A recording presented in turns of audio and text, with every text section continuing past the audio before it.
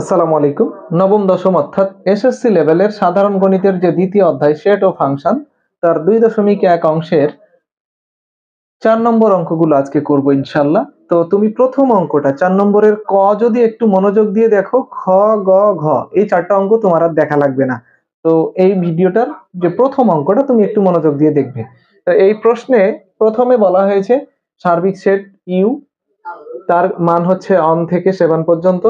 এ একটা set 1 3 5, B হচ্ছে 2 4 6 এবং সি আরেকটা সেট তার মান হচ্ছে 3 4 5 6 এবং 7। এই তথ্যগুলোর আলোকে 4 নম্বরে ক খ গ ঘ 4টা অঙ্ক রয়েছে। আমি এখানে প্রথমে ক নম্বর অঙ্কটা তুলে রেখেছি এবং প্রশ্নটা হচ্ছে এই যে ক নম্বর প্রশ্নে বাম পক্ষ এবং ডান পক্ষ আছে এর সত্যতা যাচাই করতে বলা হয়েছে যে সমানের আগ পর্যন্ত এবং সমানের পর পর্যন্ত এই বাম দিক এবং ডান দিকের মান এক সমান হবে কি হবে না। যদি হয় তাহলে বলবো হ্যাঁ এটা সমান এটা, যদি না হয় তাহলে বলবো এটা সমান নয় ওটা। তো চলো শুরু করা যাক। এখানে সব প্রথমে যে কাজটি করতে হবে, যেহেতু দুইটা পক্ষ রয়েছে সমান চিহ্নের এই পাশ ওই পাশে, তাহলে প্রথমে LHS অর্থাৎ বাম পক্ষের সংক্ষিপ্ত রূপ LHS, লেফট হ্যান্ড সাইড, এই অংশটা আমরা প্রথমে তুলব। তোলার পর কি করতে হবে, এখানে পূরক রয়েছে। তো পূরক মানে কি? পূরক মানে হচ্ছে সার্বিক সেট থেকে সেই সেটটা বিয়োগ করতে হবে যার উপরে পূরক থাকে। তো এখানে আমরা দেখতে পাচ্ছি এ সংযোগ বি হল পূরক, মানে পুরোটার উপর পূরক আছে, তার মানে তোমাকে সার্বিক সেট থেকে যার উপরে পূরক আছে সেই অংশটাকে তোমার কি করতে হবে, বিয়োগ করে দিতে হবে। বিয়োগ করে দিলাম। এইবার আমরা এই সেটগুলোর মান কিন্তু বসাবো। তো এখানে সার্বিক সেট ইউ এর মান হচ্ছে 1 2 3 4 5 6 7। এরপরে এখানে বিয়োগের পর দেখতে পাচ্ছি আমরা দুইটা সেটের মধ্যে আবার একটা কাজ আছে। যখনই তুমি এই সেটের এই ধরনের অঙ্কগুলোই ব্র্যাকেটের কোনো অংশ দেখতে পাবে তখনই তুমি প্রথমে কি করবে, সাইডে একটা সাইড নোট করে ফেলবে। কি? ব্র্যাকেটের ভেতরের কাজটুকুকে সাইডে করে তুমি সেই মানটা এখানে স্থাপন করে দিবে। তো আমরা ব্র্যাকেটের মধ্যে দেখতে পাচ্ছি এ সংযোগ বি। এখন এ সংযোগ বি যদি আমরা বসাই, এর মান হচ্ছে 1 3 7 সংযোগ বি এর মান হচ্ছে 2 4 6, এগুলো তোমার প্রশ্নে কিন্তু দেয়া আছে। এবার আমরা গত ক্লাসে শিখেছি সংযোগের কাজ হচ্ছে কি, দুইটা সেটের উপাদানগুলোকে একত্রিত করে দেওয়া। তবে কোন উপাদান যদি দুই সেটের মধ্যে থাকে তাকে দুইবার লেখার কোনো প্রয়োজন নেই। তাহলে আমরা যদি একটু লিখি এবং ছোট থেকে বড় সাজিয়ে লিখলে ভালো লাগবে এই আর কি, তুমি না সাজিয়ে লিখলেও অঙ্কে কোনো ভুল হবে না। তো এখানে 1 2 3 4 5 6 সবগুলো আমরা কিন্তু পেয়ে যাচ্ছি।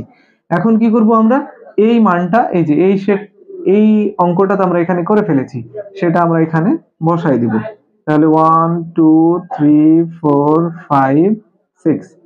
এবার বিয়োগের একটা কাজ দেখতে পাচ্ছি কি, এই সেটের উপাদানগুলো থেকে এই সেটের উপাদানগুলোকে বিয়োগ করে দিতে হবে। তো 1 থেকে 7 এর মধ্যে এখানে 1 থেকে 6 পর্যন্ত যদি বাদ হয়ে যায় তাহলে টিকে থাকলো কে, শুধুমাত্র 7। তার মানে বাম পক্ষে আমরা পেয়েছি শুধুমাত্র 7। এখানে যে কাজটা আমি করলাম, তুমি চাইলে প্রথমেই তুমি যদি অনুধাবন করতে পারো যে এই কাজটা আমার করা লাগবে, তাহলে তুমি এই অঙ্ক শুরুর আগেই মানে এই লাইনের আগেই তুমি এই অংশটা করে ফেলতে পারো, করে নিয়ে তারপর আবার নতুন করে এই অঙ্কটা শুরু করতে পারো। আবার যদি তোমার কাছে এই পদ্ধতিটা সহজ মনে হয়, যে আমার কাছে এটাই সহজ, কারণ আমি যখন আটকে যাব কোনো একটা জায়গায় সেই জায়গাটা আমি ডান দিকে আমার নিজের খাতায় করে সেখানে আবার ফিরে আসবো। আমি তো আগে থেকেই হয়তো নাও জানতে পারি যে এই অঙ্কে কোন জিনিসটা আমার আগে করে নিয়ে আসতে হবে। তাই আমি কাজ শুরু করব, শুরু করতে গিয়ে যে জায়গায় আটকে যাব সেই জায়গাটা আমি ডান দিকে করে আবার এখানে বসাই দিব। তো বাম পক্ষের কাজ শেষ, এবার আমরা চলে যাচ্ছি ডান পক্ষে অর্থাৎ RHS। ডান পক্ষে বলা হচ্ছে এ পূরক ছেদ বি পূরক। তো এখানে এ পূরক মানে কি, যার উপর পূরক থাকবে ইউ থেকে সেই সেটটাকে বিয়োগ করতে হবে। তাহলে ইউ থেকে এ বিয়োগ করলাম, এ পূরকের কাজ হলো। এরপর ছেদ আছে, বি পূরক মানে কি, ইউ বিয়োগ বি। তো এই জায়গাটা আমরা ব্র্যাকেট বন্দি করে দিতে পারি। এখন এতগুলো মান আমরা এক লাইনে বসাবো না, কি করব, যখন এইরকম ব্র্যাকেট পেয়ে যাব আমরা সাইডে একটা দাগ দিয়ে সেই অংশটা এখানে করে ফেলবো। ইউ মাইনাস এ, ইউ মানে কি 1 2 3 4 5 6 7, মাইনাস এ সেট হচ্ছে 1 3 5। যদি আমরা বিয়োগফল বের করি এখানে কি হচ্ছে 1 থেকে 7 এর মধ্য থেকে 1 3 5 বাদ হয়ে যাচ্ছে, তাহলে টিকে থাকছে 2 4 6 7। আমরা এই কাজটুকু কিন্তু করে ফেলেছি, আমরা এখানে মান বসাই দিতে পারি 2 4 6 7, ছেদ চিহ্ন দিয়ে দিলাম। আবার আরেকটা ব্র্যাকেট এখানে দেখতে পাচ্ছি, তাহলে ইউ মাইনাস বি। একইভাবে যদি আমরা ইউ এর মান বিয়োগ বি এর মান, এই যে বি সেটে 2 4 6 বাদ দিয়ে দিই, আমি একটা এখানে লাইন কেটে দিলাম, তুমি কাটবে না অবশ্যই, সেটা করবে। তো আশা করি বুঝে গেছো।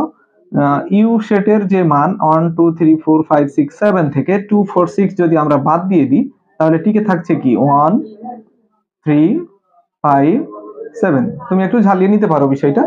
এবার আমরা এই মান এখানে যদি বসাই দিই তাহলে কি হচ্ছে 1 3 5 7। এইবার আমরা এখানে দেখতে পাচ্ছি কি ছেদ আছে। এখন দুইটা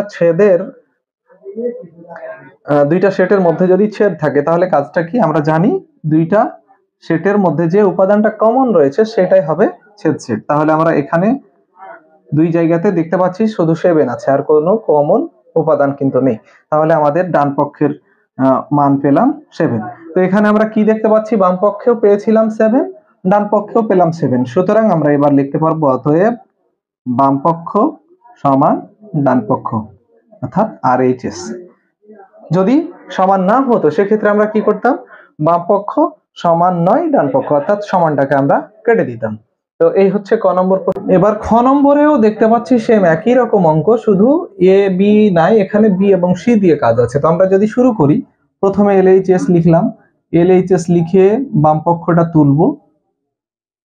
তোলার পর এখানে কি শিখলাম আমরা একটু আগে, যে যার উপর পূরক থাকবে সার্বিক সেট থেকে তাকে বিয়োগ করতে হবে। তাহলে বিয়োগ করে দিলাম। এখন মান বসাবো, সার্বিক সেটের মান 1 2 3 4 5 6 7 বসালাম, অবশ্যই কমা দিতে হবে, মাইনাস এই যে ব্র্যাকেট বন্দি পেয়ে গেছি, তার মানে আমরা ব্র্যাকেটের কাজটা ডান দিকে করে ফেলবো। কিভাবে? এইভাবে। তো আমি এখানে বড় করছি না, যেহেতু আমরা বিষয়গুলো জেনে গেছি। বি এবং সি এর এই যে মানগুলো, বি এবং সি এর মানগুলো বসাবো প্রথম লাইনে এবং দ্বিতীয় লাইনে তার উত্তরটা করে ফেলবো। তো কি হচ্ছে, বি এবং সি এর মাঝে আছে ছেদ, ছেদ মানে কমন। এখন কোন মানগুলো, মনে করো এটাই আমার এখানে বসানো আছে, তুমি অবশ্যই বসাবে। তো কোন মানগুলো কমন রয়েছে, দুই জায়গায় আছে, আমরা দেখতে পাচ্ছি এখানে 4 কে দেখতে পাচ্ছি এবং 6 কে দেখতে পাচ্ছি, আর কোনো কমন মান নেই। সুতরাং এই অংশের উত্তর আমরা পেয়ে গেছি 4 6।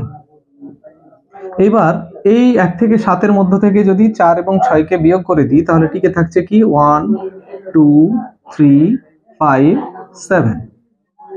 বাম পক্ষের কাজ কিন্তু আমাদের শেষ। এবার আমরা চলে গেলাম ডান পক্ষে, RHS। ডান পক্ষে কি দেখতে পাচ্ছি, বি ছেদ পুরো সংযোগ সি পূরক। আমি এখানে বি পূরক সংযোগ সি পূরক, হয়তো একটু মিস্টেক হয়েছিল।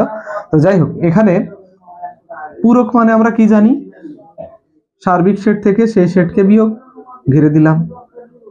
সংযোগ সি পূরক দেখতে পাচ্ছি, তাহলে সার্বিক বিয়োগ সি, ঘিরে দিলাম।